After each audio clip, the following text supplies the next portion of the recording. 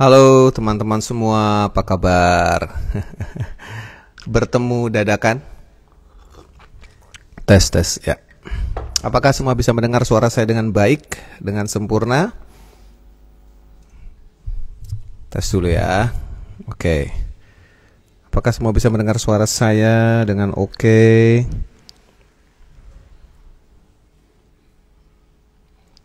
Ya, semoga teman-teman yang di sini dalam keadaan baik, semuanya dalam keadaan sehat. Dan ini adalah live LLB ya, live luar biasa. Kenapa luar biasa? Karena tidak ada dalam jadwal saya, tapi karena ada permintaan dari beberapa teman musisi, dan mereka ini adalah orang yang sangat saya hormati, sehingga halo Mas Adib, thank you.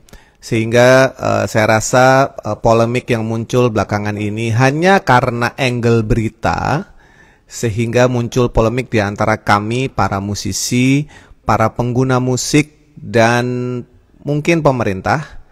Sehingga saya rasa sebagai musisi yang juga 100% hidup dari musik, songwriter, saya wajib untuk menyampaikan ini semua ke teman-teman apa yang terjadi. Nah, tapi saya tidak sendiri, saya akan live bersama Marcel Siahaan. Beliau adalah musisi, penyanyi, pemain drum, band metal, aktor juga, berlatar belakang hukum. Dan juga yang paling penting dia adalah sekarang menjabat sebagai Ketua Umum Prisindo. Nah, apa Prisindo itu? Nanti kita cari tahu. Dia adalah bagian dari LMK. Apa tugas-tugasnya dan kenapa harus Marcel yang bicara? Ya, kita lihat. Apakah Mas Marcel sudah di sini atau belum? Kita lihat. Oh, saya harus invite ya. Oke, hang on. Oke, kita coba. Terima kasih teman-teman sudah mulai rame di sini. Datang Mas Gandhi dari kantor, Mas Konde. Wow, seneng deh kalau musisi pada kumpul ya. Sudah lama tidak. Marcel Siahaan belum bisa. Oke, sambil nunggu ya. Jadi polemik yang muncul belakangan ini adalah munculnya berita dari Pak Presiden yang mengatakan bahwa mulai sekarang hotel, tempat hiburan, karaoke harus membayar royalti. Ceritanya gitu ceritanya. Tunggu ya, saya ulang lagi ya. Oke. Harus membayar royalti. Nah, sebenarnya apa sih yang terjadi gitu? Memang biasanya seperti apa? Itu yang kita unable to join. Oh, ini dia. Oke. Marcel Wave. Oke. Aku ulang lagi ya. Kalau unable to join, gue harus ganti handphone nih, Sel.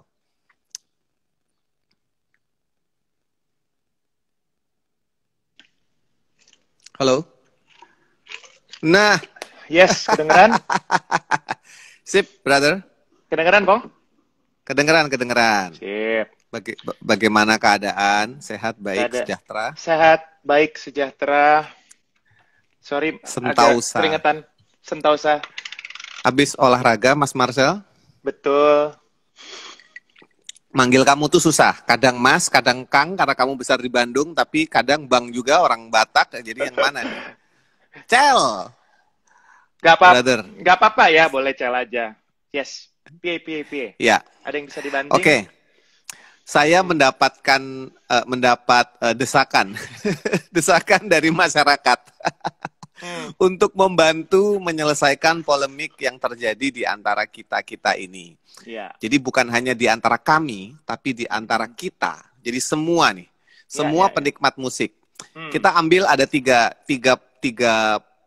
kutub ya dalam dunia musik. Musisinya, lalu pengguna musiknya, usernya, lalu pemerintah yang sedang berusaha merapikan ini semua. Betul. Muncullah berita, Pak Presiden mengatakan mulai sekarang semua wajib membayar royalti pencipta, hotel, restoran, kafe, mall, bla bla bla bla semua. bayar royalti. Nah, lalu muncullah amarah dari teman-teman. Amarah. Ini masalah utamanya ya, amarah dari teman-teman. Wah, apa-apa diduitin. Apa-apa diduitin. Zaman lagi susah begini, apa-apa diduitin. Lalu, wah kalau gini mah repot, mall jadi sepi. Mall nggak akan ada musik lagi. Wah, gua kalau nyanyi di kamar mandi gimana? Wah, ini ngambil rezekinya anak band nih, anak band yang main di kafe gimana? Kita pasti kena imbasnya. Itu adalah sentimen yang muncul, ya. Saya tidak ingin ini berlarut-larut karena saya adalah mereka. Kita ini adalah mereka juga, gitu. Betul. Itulah dasarnya kenapa ini harus dibicarakan dan paling tidak membantu mereka yang nonton untuk mempunyai pemahaman baru. Tapi kita harus siap-siap nih. Sebelum Marcel memulai, saya ingin memberikan pesan kepada teman-teman. Kita harus siap-siap untuk membuka wawasan kita semampunya kita. Jangan kita blok dulu dengan sesuatu yang kita anggap berbeda lalu wah ini nggak benar gitu.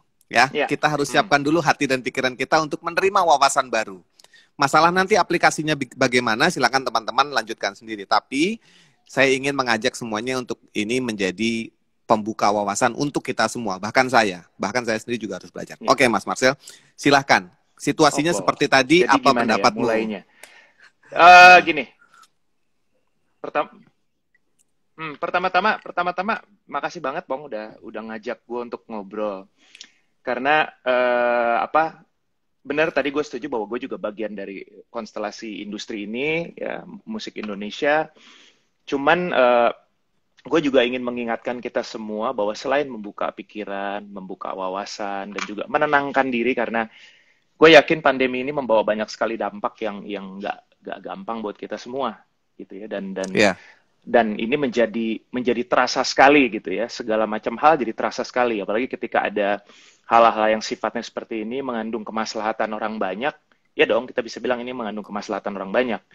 Jadi otomatis akan ada yang teriak, akan ada yang takut, akan ada yang tiba-tiba gemeteran gitu.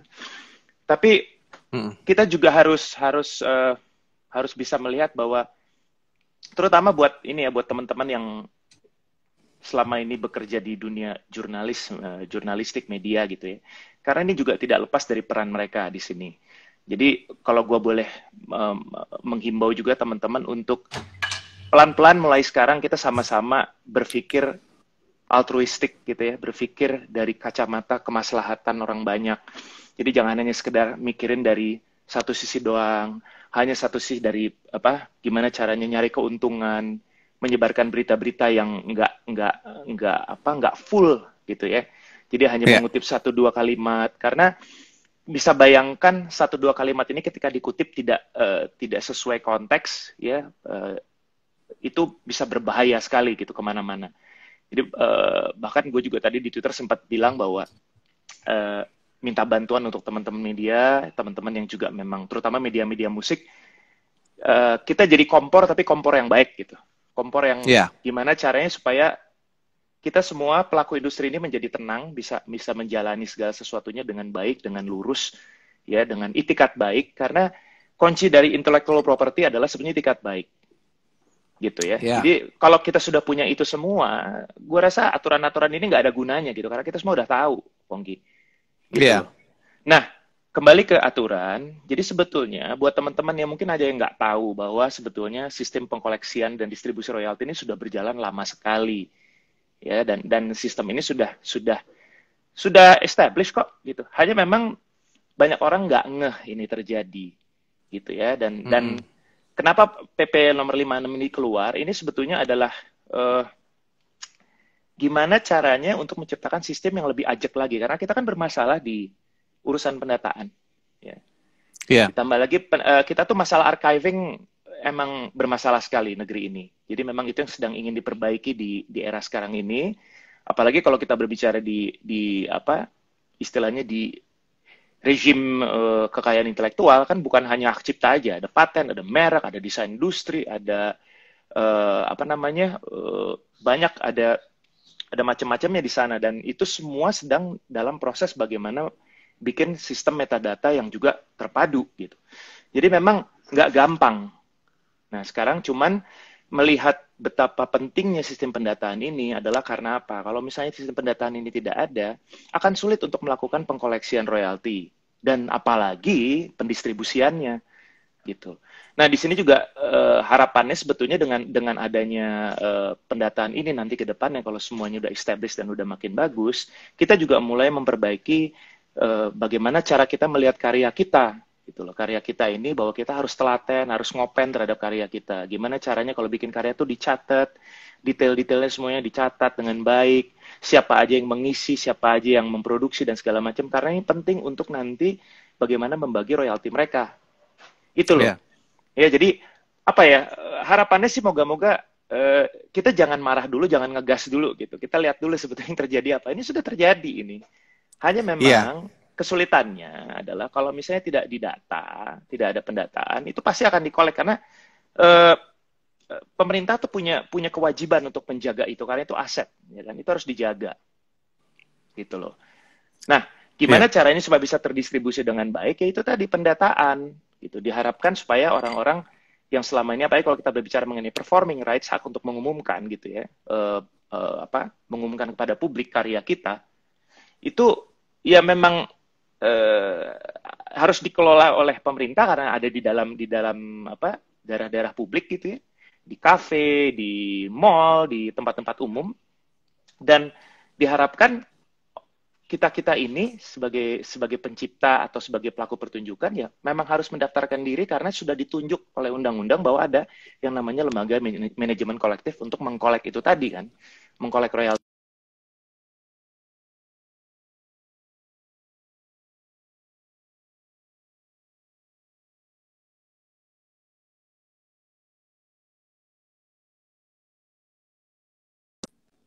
Eh, Nah, ini adalah upaya PP 56 ini adalah gimana caranya supaya kita lebih fokus lagi membangun database supaya tepat guna dan tepat sasaran gitu. Yang dikolek benar, tepat siapa yang dikolek sesuai dengan jumlah pemakaiannya. Ya, yang diharapkan tentunya nggak pakai sistem kira-kira lagi, nggak sistem market shares lagi, tapi benar-benar pakai log sheet gimana caranya supaya fokus pemakaian segini ya segini gitu. Nggak ada lagi, nggak bisa ya, dilebih-lebihin, nggak bisa dikurangin gitu. sorry Marcel, aku potong Hmm, sedikit. hmm, Berarti hmm, sebenarnya begini, apa yang pemerintah sedang umumkan barusan atau kemarin hmm. itu sebenarnya Ya. sudah berjalan ya, Sudah berjalan, sudah sudah berjalan. berjalan.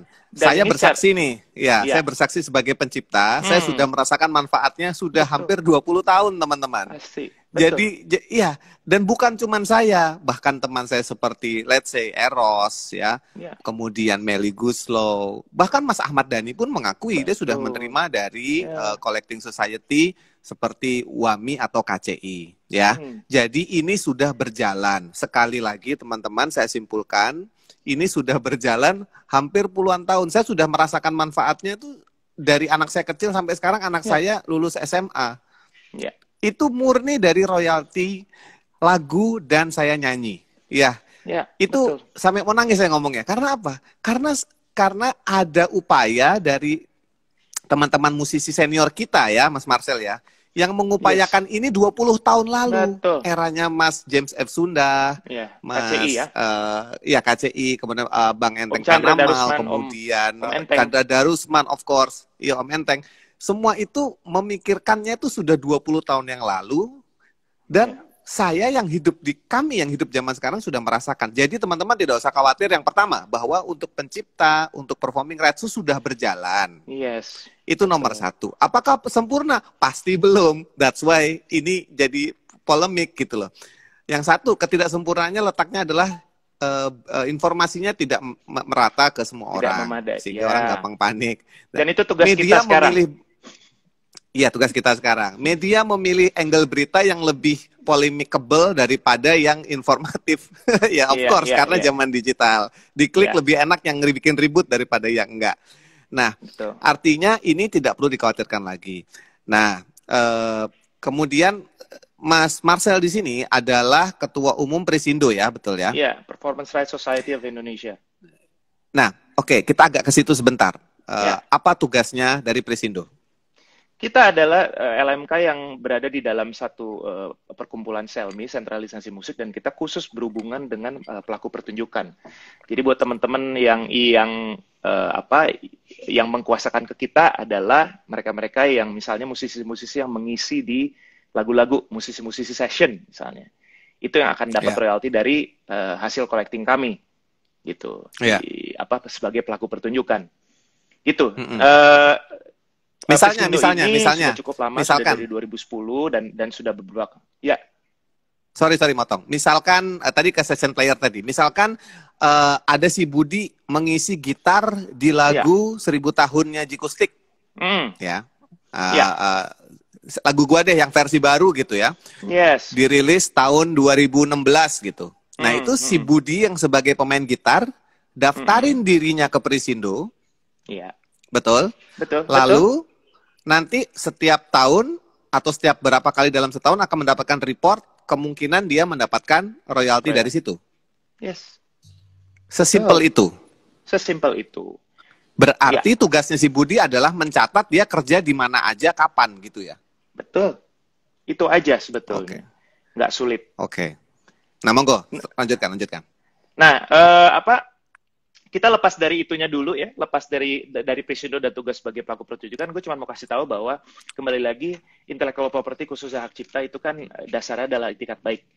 Ya, dan simpelnya adalah kenapa kita harus bayar? Karena kan banyak nih yang masih bertanya kenapa sih lagu kok kita pakai lagu kok harus bayar dan segala macam gitu kan. Bahkan ada dari kalangan pemusik sendiri yang ya mohon maaf dengan gampangnya bilang bahwa lagu-lagu saya silakan dipakai gitu, nggak usah bayar. Itu kan maksudnya ya nggak apa-apa, tapi itu bisa menjadi presiden yang kontraproduktif dengan apa yang mau kita perjuangkan sekarang gitu. Karena dua orang mungkin mengizinkan, tapi tidak semua kemudian secara bandwagon harus ikut-ikutan semuanya mengizinkan, karena itu kan akan jadi ya itu tadi gue bilang kontraproduktif dengan industrinya, malah merusak ininya perjuangannya. Justru kita pengen supaya pencipta ataupun pelaku pertunjukan ini mendapatkan haknya mereka dari hasil pemakaian lagu-lagu. Tapi kan dengan adanya pernyataan-pernyataan seperti itu malah jadi menggeser lagi konsepnya gitu loh. Simpelnya sebetulnya ya kalau kita mau pakai barang orang gitu ya, mau pakai barang orang, apalagi kita jelas-jelas kita tahu dari awal kita mau pakai barang orang untuk cari duit, ya etikanya sih kita pasti minta izin lah gitu. Kan gitu ya.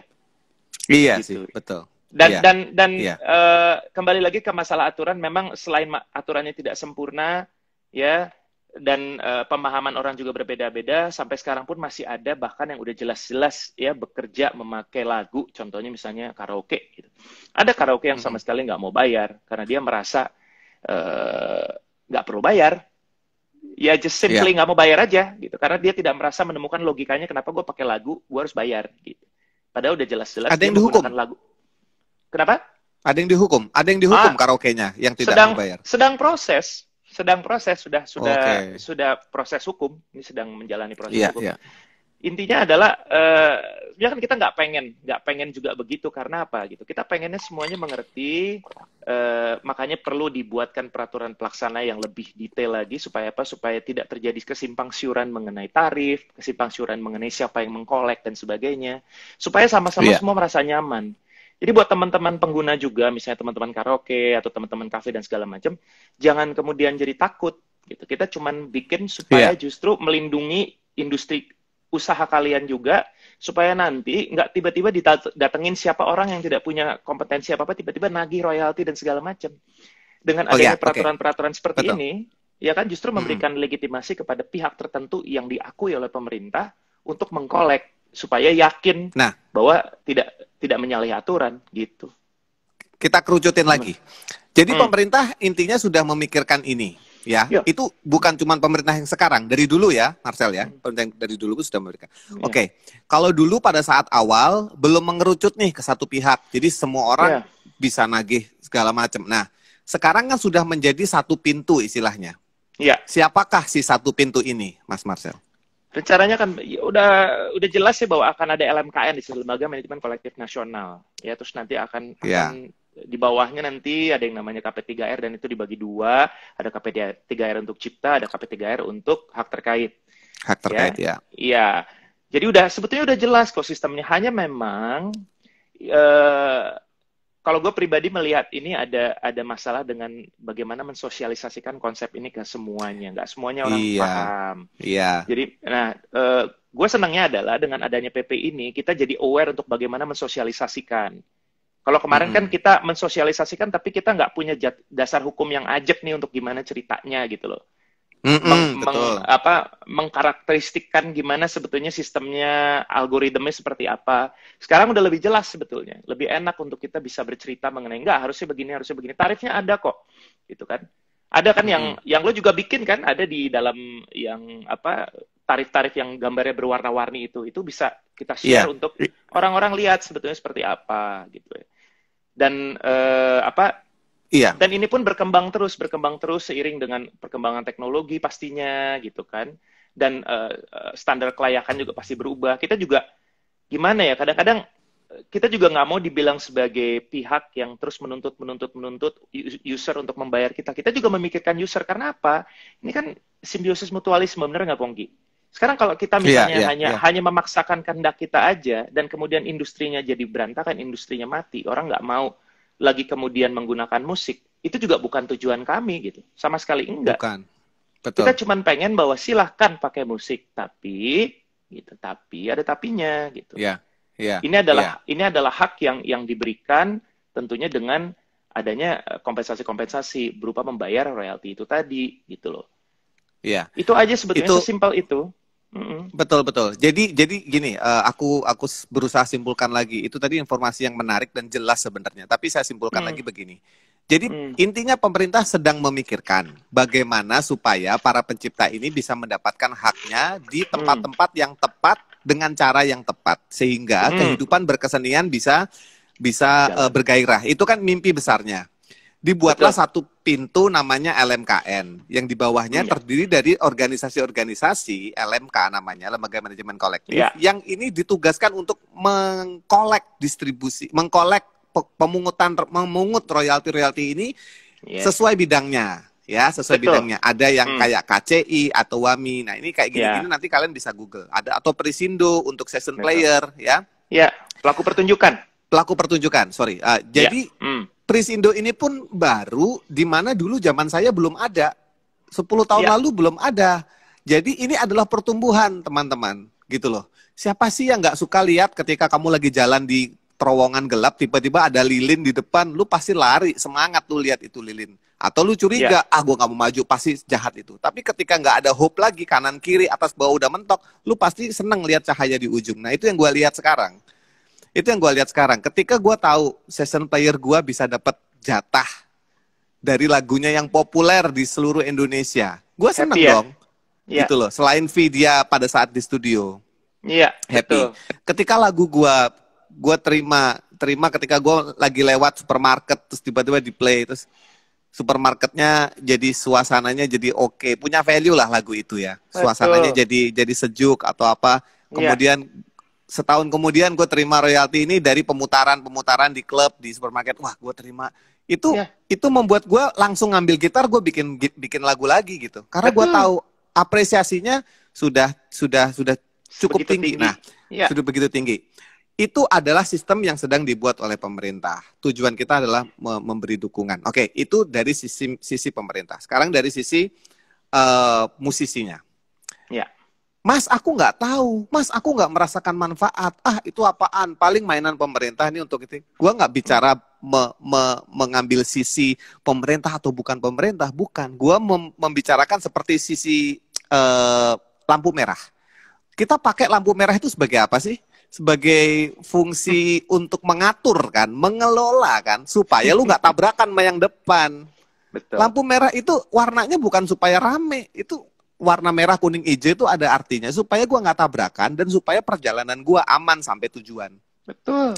Kita pergunakan ini semua. Nah, sisi musisi ada yang merasakan begitu. Sekarang pertanyaannya, gue sebagai musisi atau sebagai pencipta gue harus apa supaya gue merasakan manfaat itu? Kalau gue untuk terutama khusus berhubungan dengan PP 56 ini karena hubungannya dengan pemanfaatan hak cipta di ruang publik, daftarkan diri kamu segera di LMK sebetulnya kalau gue. Daftarin diri segera. Karena sesimpel itulah ya, segampang ini. Kalau lu nggak terdaftar di LMK dan kemudian mengkuasakan kepada LMK untuk melakukan pemungutan royalti, dan kemudian nanti dalam waktu tertentu pemungutan itu, kemudian hasil pungutan itu akan didistribusikan ke lu sebagai hak lu, ya susah gitu. Lu nggak akan bisa mengkolek sendiri. Seperti tadi gue bilang, tujuan dari aturan ini kan adalah supaya ada badan-badan yang legitimate untuk mengkolek itu, supaya apa? User juga tidak ketakutan, user juga tidak merasa dipalak gitu. Ya kan? Dengan adanya pihak-pihak yang kompeten ini, dengan standar yang jelas, tidak ada pungli-punglian. Ya, kalau misalnya kita berhadapan dengan orang di luar sana yang udah selalu negatif, berpikir, ya nanti pasti ada mainan-mainan, ya apa sih? Kita nggak akan pernah selesai. Ya, tapi ini adalah upaya terbaik yang bisa dilakukan pemerintah, dan kita sebagai manusia yang punya kesadaran tinggi, kita harus sudah mulai membangun rasa percaya itu. Karena memang sejujurnya, Pong, di industri musik ini kan memang trust issue yang sangat besar.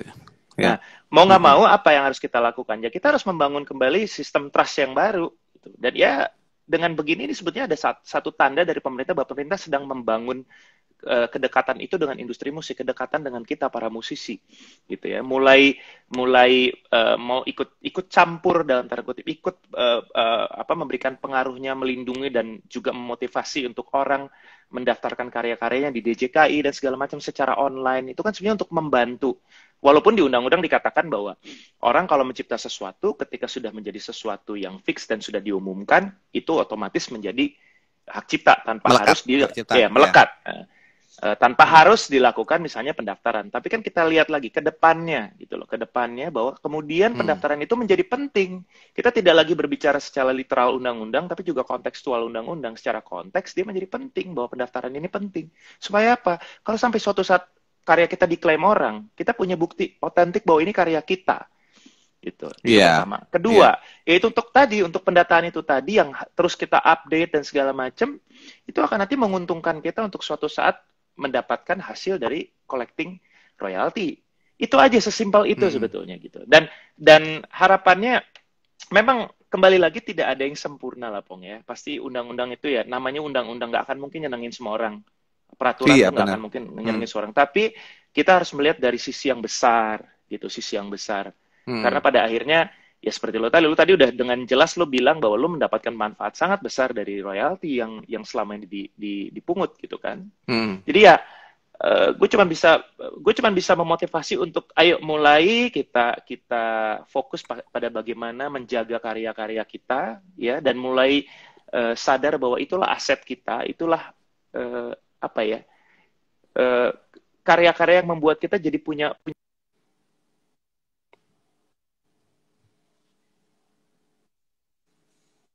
nih orang lain. Atau bahkan maaf Pong ya, gue nggak pengen lagi ada penentu kebijakan atau regulator-regulator yang menggunakan kasihani musisi ya, termin kasihani musisi sebagai alasan mereka membuat undang-undang. Gue nggak mau. Karena musisi itu kita tidak perlu dikasihani, kita berkarya loh. Kita tuh hebat loh. Gue bangga sebagai musisi loh. Jadi jangan dikasihani, hanya memang kita perlu diatur. Kita perlu bersama-sama duduk bareng untuk menentukan, oke, aturan mainnya seperti apa. Itu memang perlu, gitu loh. Jadi jangan kemudian diatur, kemudian kita jadi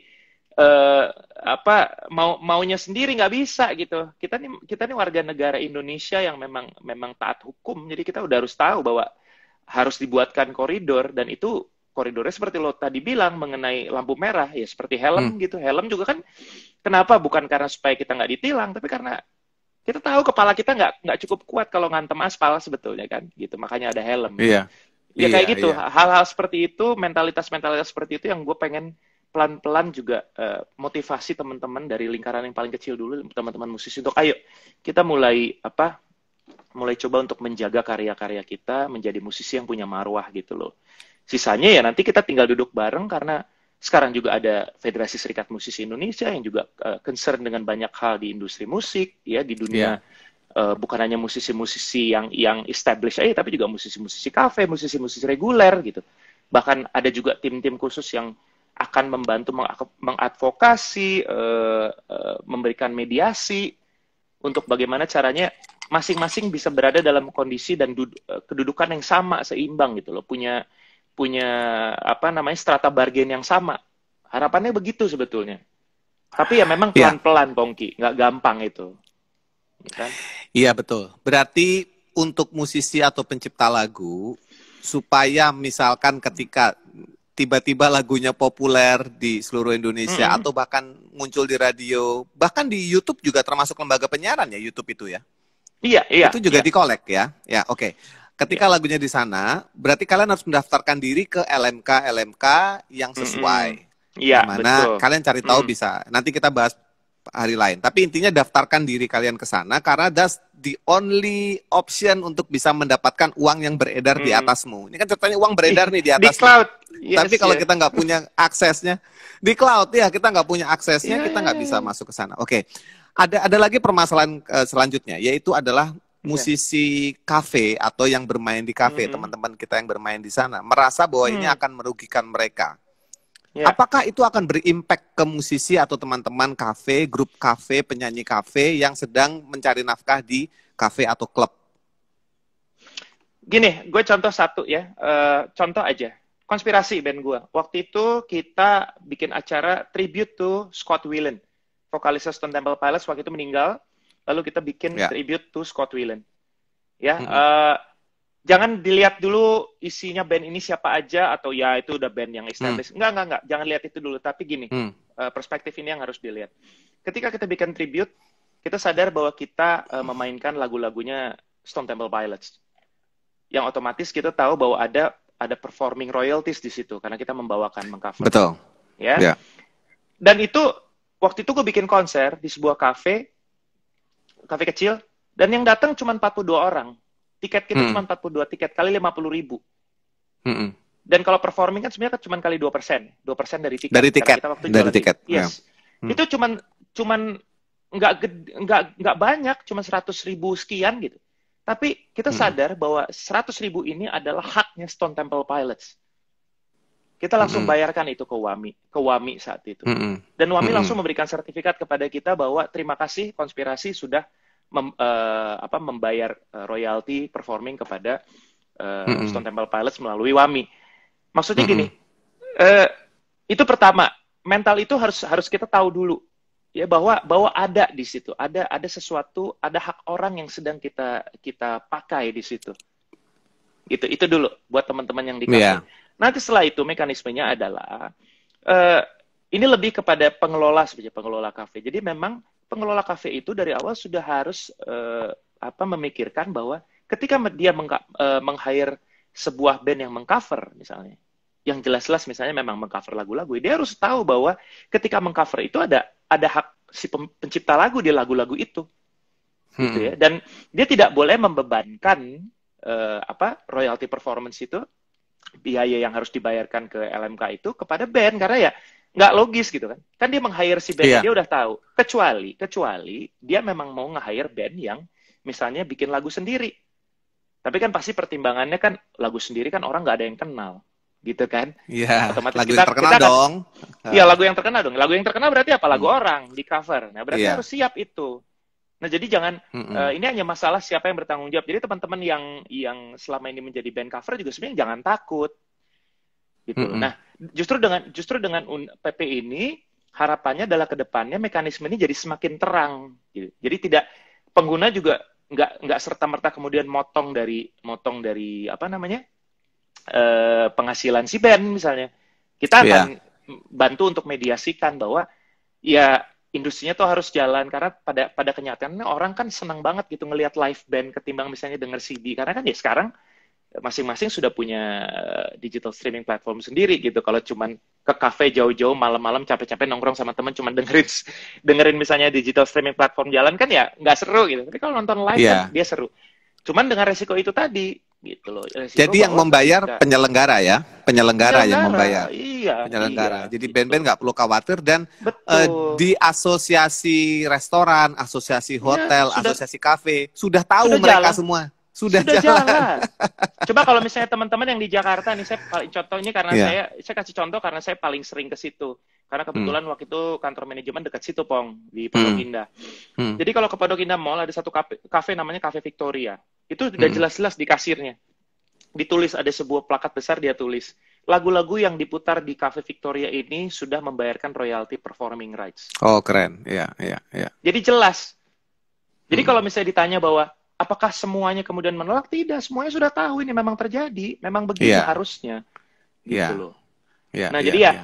kembali lagi tanpa mendiskreditkan siapa-siapa, mari kita bareng jalan-jalan sambil mencari tahu terus apa kira-kira perkembangannya, karena sejujurnya teknologi digital sekarang ini ya benar-benar membuat kita harus mempercepat segala sesuatu. Kita harus mempercepat ide, mempercepat bagaimana caranya mencari solusi, ya kan? Mengisi kita juga dengan referensi-referensi yang tepat untuk gimana menjalani ini supaya kita nggak ketinggalan dan jadi rungsing sendiri gitu, dan jadi ngamuk-ngamuk sendiri, baperan sendiri gitu. Ternyata kenyataannya nggak sebegitunya gitu loh. Iya, iya. Iya. Jadi kita simpulkan lagi, teman-teman yang bekerja sebagai musisi di kafe, di klub, di Hmm. wedding, ya sama saja semuanya. Itu semua Hmm. sudah teratasi, biaya-biaya itu mestinya diatasi oleh penyelenggaranya. Kalau sampai ada penyelenggara yang mengatasnamakan, maksudnya gini, gara-gara itu terus nggak jadi pakai kalian, jangan percaya, itu pasti bukan karena lagunya sehingga kalian Iya. tidak jadi dipakai, pasti ada alasan lain Iya. ya. Iya. Bisa karena gini di antara jadi gini, aku cerita sedikit juga sebagai bukti ya. Silakan. Waktu Jikustik konser, Jikustik reuni Jikustik konser tahun 2019, saya manggung di Plaza Semanggi dan di Yogyakarta. Yes. Saya dibayar sebagai penyanyi Jikustik. Itu sejumlah uang sekian.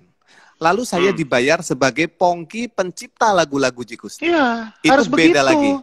Harus Beda lagi. begitu. Karena IO-nya, Raja Wali Production 1 sudah sangat mengerti seperti ini. Nah, Betul. kemudian acara itu ditayangkan di TV. Ada sebuah TV yang menayangkan acara itu. Nah, di situ saya mendapat bagian lagi sebagai pencipta yang lagunya ditayangkan di TV.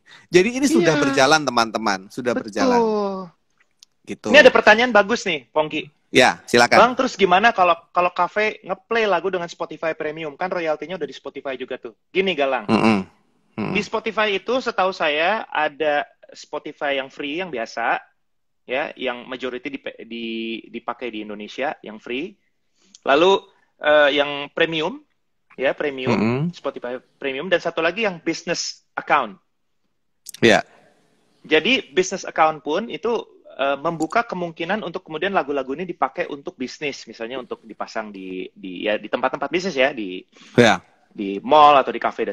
Tapi yang kita bayar itu, abonemen yang kita bayar itu hanya untuk making it available, untuk bisa diakses, gitu loh. Tapi begitu itu dipasang, kita tetap harus bayar performing rights. Makanya penting untuk kemudian kita bikin playlist supaya tercatat lagu-lagunya apa. Kalaupun misalnya mau dipasang di kafe nih Spotify-nya.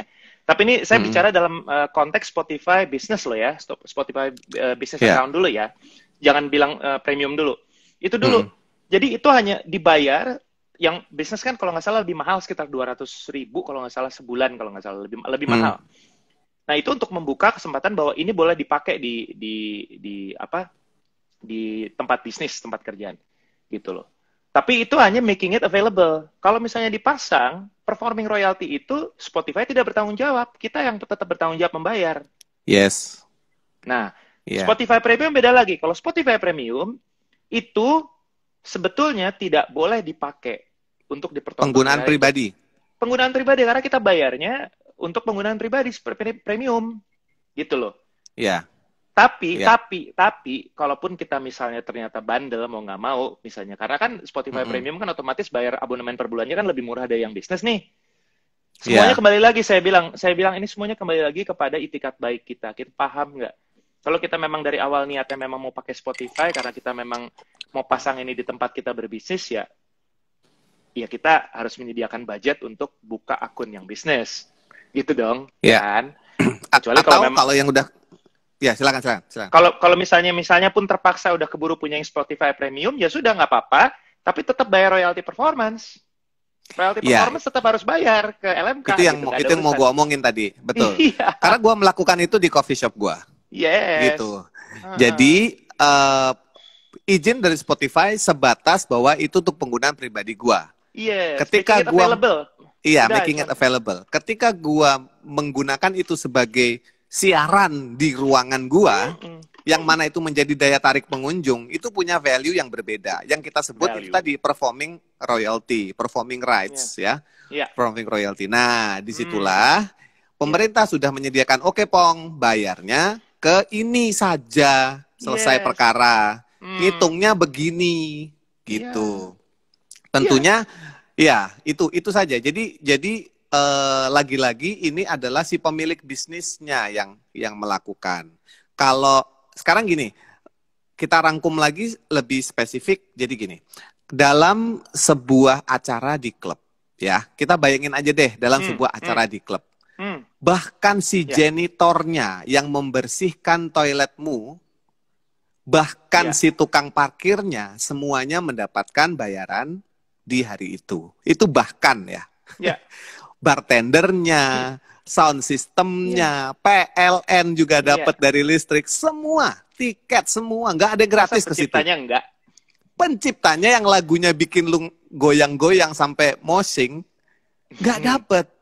Nah, gua mau Kan ya, aneh. gua mau mengutip, aneh betul. Gua mau mengutip dari Mas Piu. Mas Piu pernah waktu itu gua WhatsApp dia, gua mau beli CD-nya dia langsung ke dia. Dia bilang, Yes. loh ngapain lu beli? Gua kasih aja, kata dia. Gue bilang, enggak mas, aku bercanda nih, Mas Piu, aku mau beli CD-mu, supaya kalau jelek, aku bisa ngomel-ngomel, kan aku bayar.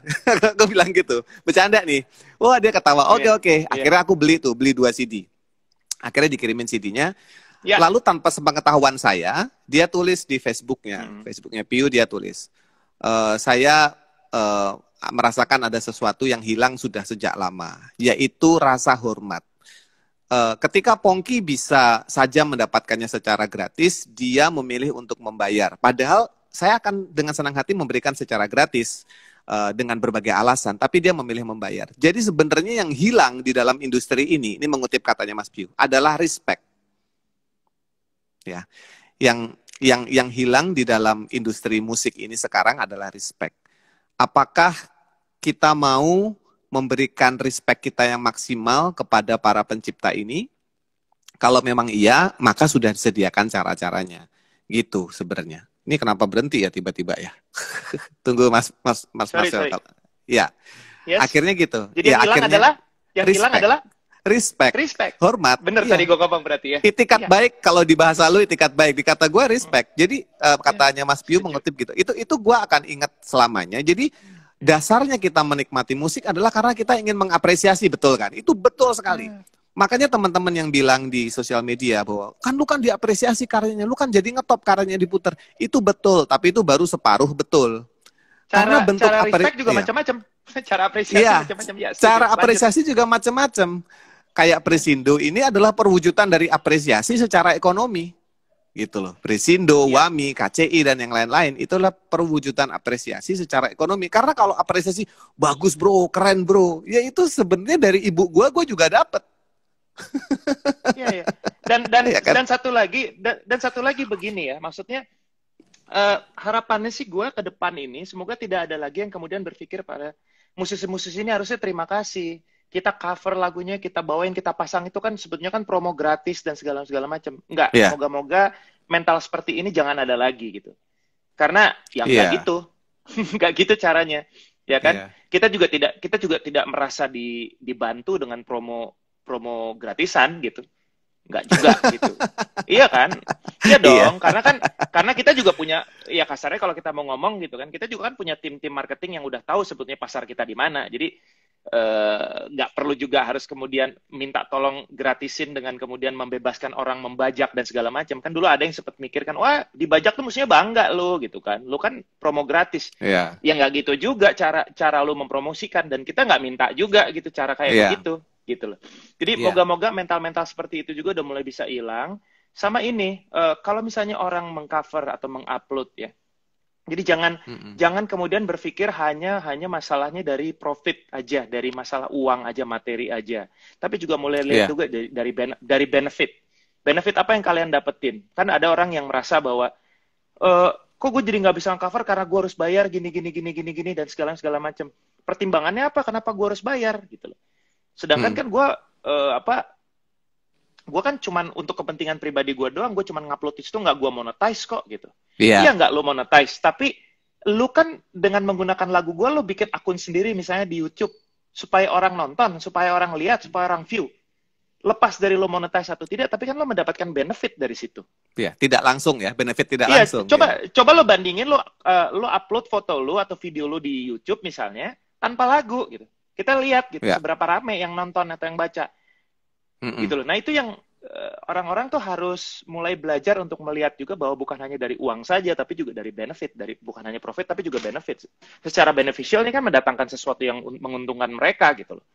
Walaupun misalnya keuntungannya untuk pribadi, tapi kan ya nggak begitu gitu. Nah moga-moga logika-logika seperti ini tuh jangan lagi ada di perspektif di mana kita melihat industri ini lagi secara global, secara general gitu. Janganlah gitu. Nggak begitu kok. Kita juga perlu uang. Semua orang perlu uang, ya. Tapi kita juga nggak segitunya, ya gitu loh. Iya, di YouTube juga banyak. Kalau masalah cover tuh kita akan carikan waktu untuk kita bicarakan lagi. Tapi ini adalah merespon dari berita-berita yang dimuat media mengenai peraturan yang muncul sekarang, padahal sudah ada. Itu baru dimunculkan beritanya sekarang di sosial media yang sedang riuh. Padahal sebenarnya sudah berjalan. Saya bisa kalau dari Presindo sendiri bisa memberi contoh nggak siapa session player atau pemain musik yang bukan pencipta lagu, dia pemain gitar di sebuah rekaman yang akhirnya mendapatkan benefit atau uang atau royalti dari cerita ini. Wah, kalau di gua kan karena memang datanya tuh kebetulan gua nggak pegang semua ya. Tapi memang banyak dari musisi session yang memang mendapatkan banyak sekali benefit dari sini. Gua kebetulan juga ada banyak dibantu di dalam kepengurusan itu, ada Konde ya, ada Bang Ruli, Mang Unsong, ada Mas Maki juga, ada Mbak Sari juga, Sari Kuswoyo dan sebagainya. Itu yang mereka semua yang merasakan dan melihat sendiri bagaimana musisi-musisi yang menjadi pengiring ini bisa mendapatkan manfaat dari situ gitu loh. Gitu loh. Nanti kalau misalnya penasaran bisa dilihat sebenarnya di website kita sih. Ini gue sambil promo itu ada tuh sedikit ya, Bang. Dari Indra The Rain, Zack session playernya The Rain. Ya. Zack session player The Rain mendapatkan manfaat ini. Jadi semua dari The Rain mendapatkan royalti sesuai tempatnya, royalti pencipta, royalti sebagai artis The Rain, tapi si Zack ini pemain keyboardnya mendapatkan royalti dari permainan keyboard yang dia mainkan di album The Rain ya. Iya. Gila. Iya. Jadi inilah contoh. Ada lagi nih, kenapa sistem royalti hak cipta ini tidak diintegrasikan dengan pajak hiburan daerah? Jadi akumulasi saja, Pemda bayar ke LMKN, karena kalau hanya andalkan mental baik pemilik kalau hanya andalkan mental baik pemilik ke tempat publik. Ini juga salah satu PR-nya kita. Jadi harapannya nanti ke depan segala macam regulasi-regulasi yang muncul dari Kementerian Kumham, ya ini kan dari Kementerian Kumham ya secara spesifik gitu ya. Nanti juga harapannya semua departemen yang punya divisi musik itu bisa duduk bareng. Ya, duduk bareng sehingga kita bisa menentukan satu pemahaman yang sama mengenai tujuannya kalau hubungannya dengan dunia musik ini mau kemana. Jadi dari Kemenparekraf juga bisa menentukan sehingga kemudian aturan-aturannya juga bisa berjalan beriringan dengan aturan-aturan yang ada dari Kumham. Demikian juga ketika penerapan di daerah, otomatis ini nanti akan ada hubungannya juga dengan Kementerian Dalam Negeri misalnya untuk penerapan perda dan segala macam ya, karena tentunya ini kan semuanya bertautan ya, Pong, ya nggak mungkin lah gitu. Iya, nggak bisa sendiri-sendiri. Yes, bahkan ada kemungkinan juga sudah otomatis akan ada hubungan dengan Departemen Perindustrian, Departemen Keuangan gitu kan. Apalagi kalau udah urusannya dengan misalnya dengan nasionalisme, bagaimana kita mengenerate konten-konten lokal kita di digital streaming platform luar negeri, bagaimana kita melindungi konten-konten kita di luar negeri, data-data kita di luar negeri dan segala macam. Karena kan data-data ini kan juga ada tersimpan di cloud somewhere di luar sana, bener nggak sih? Iya kan? Nah ini juga otomatis akan ada sumbangsi dari banyak departemen. Nah itu moga-moga nanti ya harapannya setelah ini kita bisa rampung dan industri kita mulai bergeliat, pelan-pelan kita bisa bikin jembatan-jembatan ke departemen lain. Syukur-syukur kita punya surat keputusan bersama untuk bagaimana caranya menguatkan industri musik. Karena kemarin aja gue sempat diskusi dengan Kementerian Parekraf, ya mereka pun memerlukan musik untuk itu, dan mereka secara belak-belakan pengen moga-moga industri kita punya sistem pendataan yang bagus supaya kita gampang kalau kita mau pakai musik gitu. Karena mereka ada industri kuliner, industri fashion dan segala macam yang mau tidak mau kan pada saat melakukan misalnya event-event tertentu pasti pakai lagu dan sebagainya gitu loh. Mereka pengen itu semuanya berjalan. Gitu. Iya. Kalau kenyataan yang saya bisa share di sini teman-teman, termasuk Mas Marcel sebagai pelaku juga, bahwa industri musik ini tata kelolanya belum ada yang kukuh gitu ya. Sudah mulai nih bergerak nih tata kelolanya, bukan peraturan hak cipta ya, bukan undang-undang hak cipta, tapi tata kelola industri musiknya. Tetapi, makanya ada PP. Iya. Makanya ada itu. Tetapi dibandingkan dengan industri kesenian yang lain, musik itu paling kuat. Percaya nggak? Gue percaya banget. Karena sistem royalti kita tuh sudah berlapis. Dari ini, itu, kanan, kiri, udah bisa diomongin dan bisa dilaksanakan. Kita masih sedih teman-teman yang di kesenian tari, lukisan mungkin, atau itu belum sekuat kita gitu loh, yang musik ini. Jadi might as well kita jaga dan kita rawat. Gitu. Iya nggak sih, betul nggak sih? Kalau kita harus rawat, sekali, udah dikasih. Gitu. Betul. Kita cuma harus merawat dan mengawal aja semua pihak-pihak yang terkait yang ada urusannya dengan bidang ini bisa menjalankan tugasnya masing-masing sesuai dengan ketetapan-ketetapan yang kita buat gitu. Itu aja sih sebetulnya. Dia yang nanya nih, kalau dia nyetel radio untuk kafenya, dia tetap harus bayar. Radio otomatis biasanya kan radio tuh kan udah ada ketentuannya sendiri kan, dia harus bayar gitu ya. Tapi ya ini aja tinggal masalah rajin atau enggaknya aja. Kalau misalnya dia rajin sih ya dia catetin lagunya apa aja yang dipasang, iya kan? Dalam rentang waktu tertentu ya terus dia bayar gitu loh. Iya, teknisnya memang agak sulit itu. Teknisnya memang agak sulit ya. Iya, teknisnya, tapi ya itu yang terjadi gitu. Tapi kalau dari peraturannya mengatakan medianya ya pokoknya musik lu setel di ruangan lu, di tempat bisnis, ya itu kena performing rights gitu ya. Iya, itu aja aturannya. Gitu. Iya, mungkin aku rasa juga kena. Teknis tinggal teknis, tapi aturannya begitu, gitu loh. Betul. Tapi kan susah, tapi kan ini ya aturannya begitu. Gitu. Ya hukumnya begitu, gimana kita mau ngerubah? Ini aturan memang yang buat manusia, yang bisa ngerubah nanti ya manusia juga. Cuman harus dengan prosedural yang benar, kalau enggak kita jadi negara barbar ya. Iya betul. Nah, kalau ini ada jawaban nih. Bisa dengan blanket license ya. Kalau radio biasanya radio dan TV itu kan dia blanket license. Radio itu udah otomatis dia membayar. Blanket license gitu. Itu adalah satu license yang menyeluruh. Langsam gitu, menyeluruh. Jadi wow, oke. Saya rasa ini paling tidak menjawab dari sisi user. User tahu bagaimana dia berurusan nanti dengan performing rights. Yang mana ini sudah user itu adalah kafe, restoran, hotel gitu ya. Ini sudah berjalan sekian tahun, tinggal bagaimana menumbuhkan trust ini antara pemilik, antara LMK sama user si hotel dan cafe ini. Itu dari sisi user. Jadi sebenarnya sudah ada jalurnya dan sudah jelas, hitungannya juga sudah ada. Yang kedua dari sisi musisi cafe yang protes bahwa ini akan mematikan pekerjaan mereka, saya bisa yakinkan tidak akan terjadi ke sana. Karena sudah 10-20 tahun berjalan, nggak ada tuh cerita gara-gara itu. Nggak pernah, tidak pernah. Saya juga dulu main cafe soalnya, jadi nggak ada ya, jadi tidak mungkin.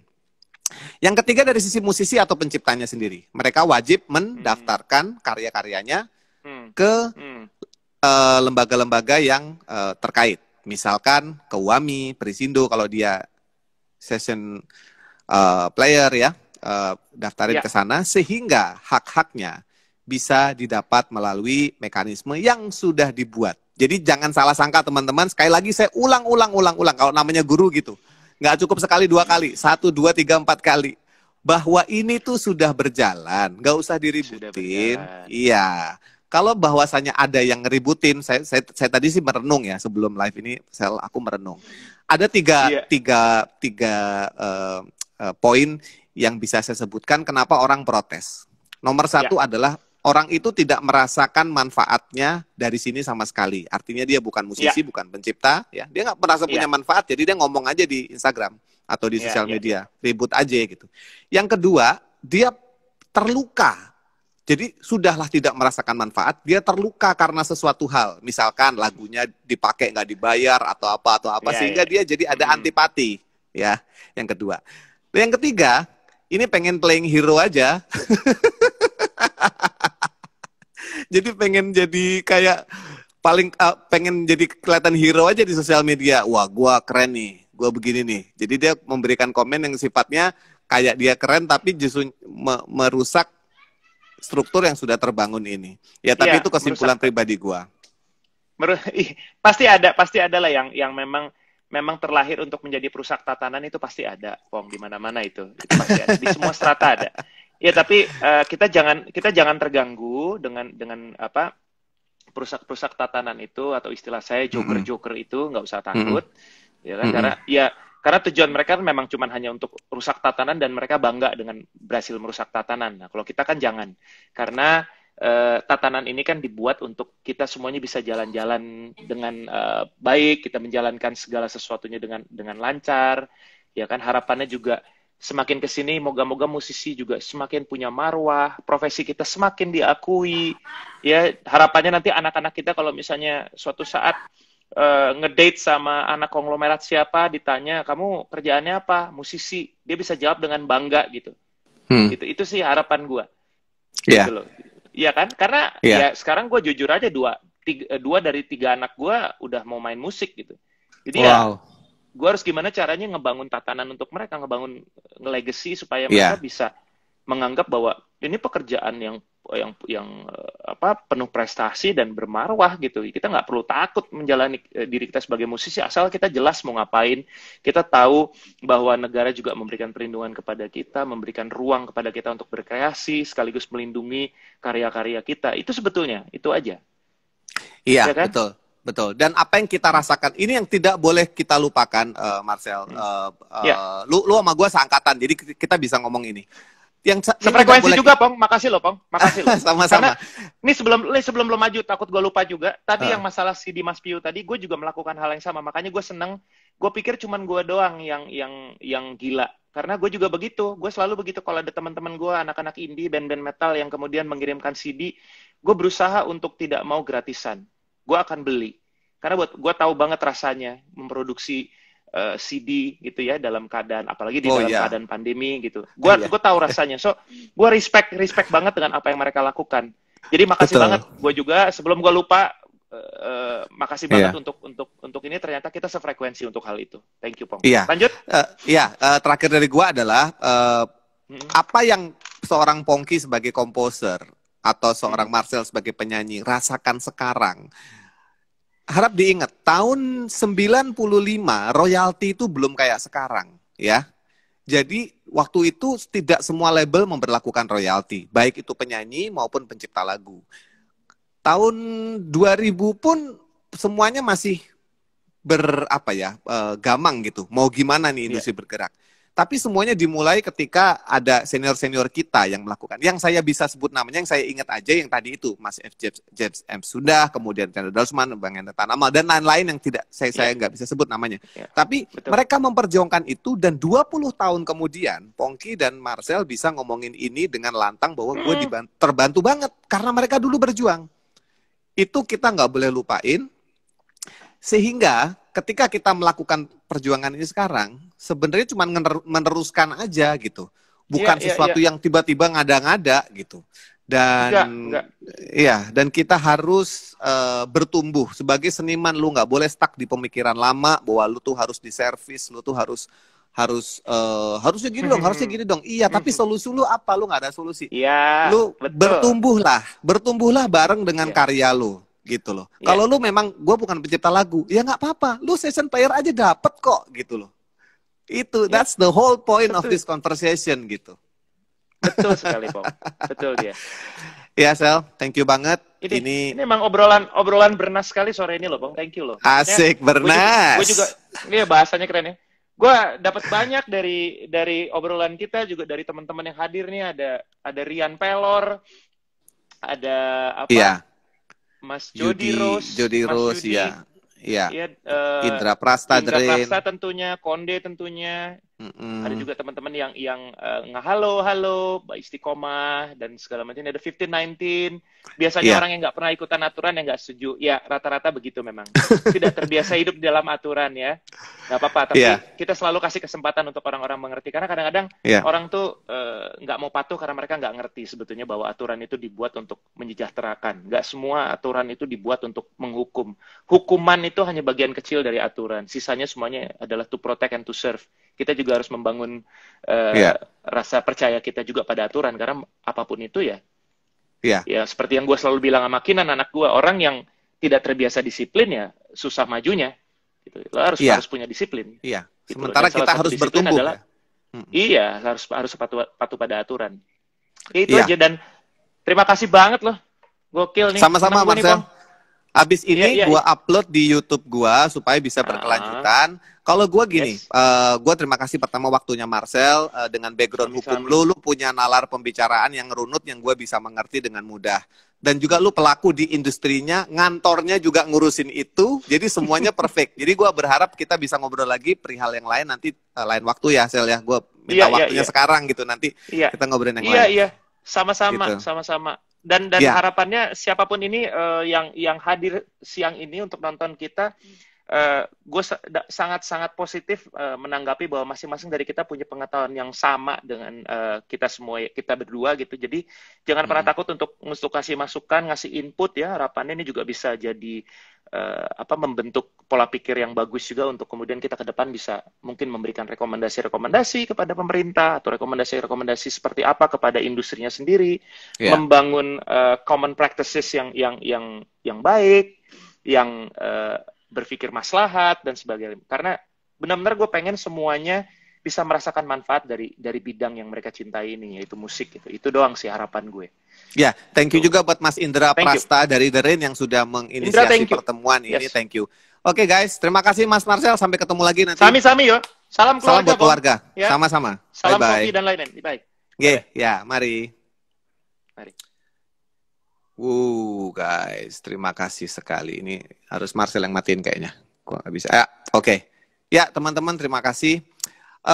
Sekali lagi saya tidak bisa berkata lain selain mengajak teman-teman semua untuk membuka wawasan saja. Tidak perlu, ya kalian berhak bersuara, berhak memberikan opini, itu adalah ranah sosial media memang seperti itu. Tapi akan lebih seru kalau kalian punya konteks yang nyambung dengan apa yang kalian bicarakan. Termasuk juga dengan saya juga masih banyak belajar, segala kekurangan saya mohon dimaafkan, tapi setidaknya saya ingin memberikan respect saya terhadap semua pejuang-pejuang copyright yang dulu memperjuangkan ini, sehingga sekarang saya bisa merasakan manfaatnya. Itu aja sih yang nggak bisa saya pungkiri ya, bahwa mereka dulu berjuang untuk kami-kami ini yang hidup di zaman sekarang. Thank you banget. Sampai ketemu lagi di Pongki Barta Crossover, tadi dengan Marcel Sian. Bye-bye.